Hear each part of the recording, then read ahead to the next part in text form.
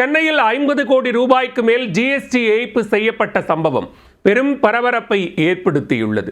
போலி நிறுவனங்களின் பெயரில் வாங்காத பொருளுக்கு வரி கட்டியதாக கூறி கல்லா கட்டிய முக்கிய புள்ளி சிக்கியது எப்படி? ஜிஎஸ்டியின் கீழ் உள்ள ஐடிசி எனப்படும் உள்ளீட்டு வரிக்கடனை பயன்படுத்தி போலி நிறுவனங்களின் பெயரில் மோசடி அரங்கேற்றப்படுவதாக தொடர்ந்து புகார்கள் எழுந்துள்ளன. இதை கண்காணித்து வரி ஏய்ப்பை தடுக்கும் வகையில் சென்னையில் உள்ள ஜிஎஸ்டி ஆணையரகம் அதிரடி நடவடிக்கையில் இறங்கியது. இதில் சென்னையில் முறையாக பதிவு செய்யாமல் ஏஎஸ் அசோசியேட்ஸ் என்ற வரி ஆலோசனை நிறுவனம் செயல்பட்டது தெரிய வந்தது. இந்த நிறுவனம் தனிநபர்களின் தரவுகளை பயன்படுத்தி தமிழ்நாடு மற்றும் கர்நாடகாவில் 95 போலி வணிக நிறுவனங்களை உருவாக்கியது கண்டுபிடிக்கப்பட்டது.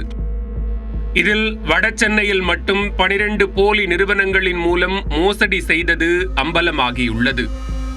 போலி நிறுவனங்கள் மூலம் வாங்காத பொருட்களுக்கு வரி கட்டியதாக கணக்கு காட்டப்பட்டுள்ளது. பின்னர் ஐடிசி எனப்படும் உள்ளீட்டு வரி கடன் மூலம் 50 கோடியே 85 லட்சம் ரூபாய் ஏய்ப்பு செய்தது தெரிய வந்துள்ளது. ஜிஎஸ்டி கணக்கு தாக்கலில் ஐபி முகவரி உள்ளிட்டவற்றை வைத்து இந்த மோசடி கண்டுபிடிக்கப்பட்டுள்ளது. இதில் தொடர்புடைய முக்கிய குற்றவாளியை கைது செய்திருப்பதாக ஜிஎஸ்டி சென்னை வடக்கு ஆணையரகம் தெரிவித்துள்ளது.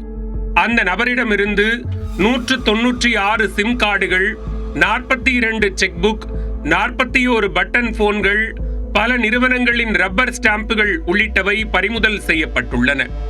தங்களது கட்டுப்பாட்டு பகுதியில் குறிப்பிட்ட 12 போலி நிறுவனங்களின் பெயர்கள் நடைபெற்ற மோசடி கண்டறியப்பட்டுள்ளதாக ஜிஎஸ்டி ஆணையரகம் கூறியுள்ளது.